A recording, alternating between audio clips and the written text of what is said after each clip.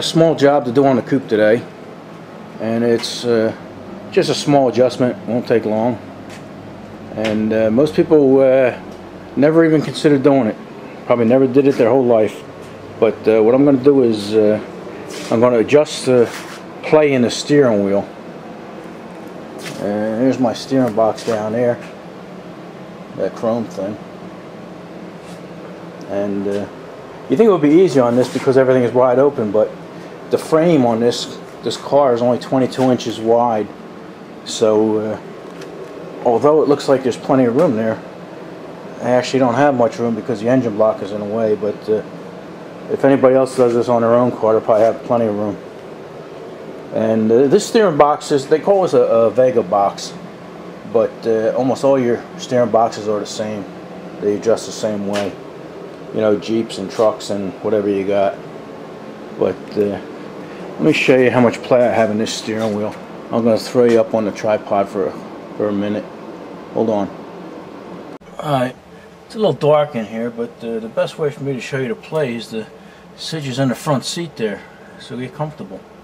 I got the front wheels turned, that way I can show you something else there, so don't go by the spokes, because well, you can actually go by this front spoke here. But anyway, let's call that center. And this is all the play you got.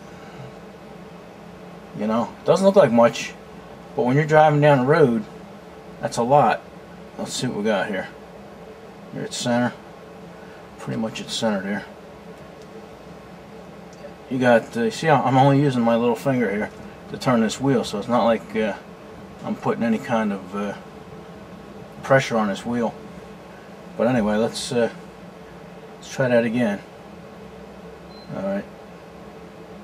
You got roughly 4 inches of play, 4 or 5 inches, which is a lot. You know, you're talking 2.5 inches each way. So let me get you out of there, and I'll show you what we're going to do about that.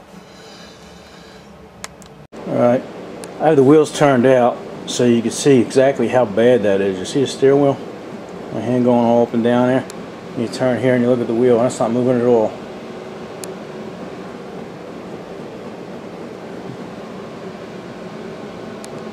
So here's what we're going to do. Alright. Now that's relatively new. I say that because I put that on there, and there's only about between 500 and 1,000 miles on it since I put it in. And they tell you to check it and readjust it after about 500, so we're about there. Alright, I don't know how much of this is going to focus in on you here, but that black thing down there, that's the steering shaft right there that I'm moving. And then when you move that, if you look down there to that chrome thing, that's the pitman arm. That should be moving, and it's not moving at all. My camera's moving, but that ain't. See, when you turn your steering, that thing, see the way it's moving? That's supposed to be moving like that. So let me put these up on a tripod, and we'll fix the problem. Alright, although it looks like it's wide open and easy to get to, it's actually a pain in the ass because I gotta lean over this big ass fender, and actually got it here between my legs. But what you need is where you at? 3/4 wrench, and on this one here, where you got? Where you at? Come here. A little stubby screwdriver. Mine on the top here, you want this middle bolt here. And on mine, it's a slot. You know, the screwdriver goes right in there. On some of them, it's an Allen screw. And that's actually probably a little better. But anyway, you want to try and break that. Don't really have much room here. Alright, it's moving. And without moving, I'm going to try and do this without getting in your way. Without moving this screw. You know, I can't even get this stubby little screwdriver, I can't even get on right because lock is in the way. So right now I'm probably in your way. I don't mean to be, but that's just the way things are. It is what it is. Matter of fact, I'm going to stick a screwdriver inside here, hold that in place. Alright, now with this nut loose, you want to screw this middle one down to take out some of that play. You don't want to take too much out, in place.